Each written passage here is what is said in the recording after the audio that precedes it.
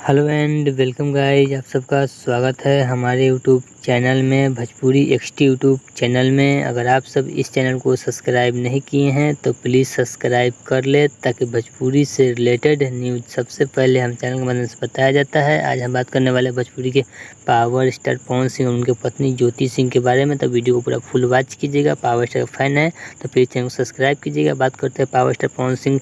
तो power star Pawan Singh का चुनाव प्रचार में दिखेगी उनकी पत्नी ज्योति सिंह भी नज़र आने वाली है, और उनके साथ उनके माँ भी, पावर स्टार पवन सिंह की माँ भी नज़र आने वाली है। एक साथ पावर स्टार पवन सिंह और उनके पत्नी ज्योति सिंह और उनके माँ भी नज़र आएगी। चुनाव प्रचार को लेकर काफ़ी अच्छा होगा देखने को। इसका जानकारी वीना मानवी एक इंटरव्यू के दौरान दी है, जो महिला विकास मंच के अध्यक्ष है।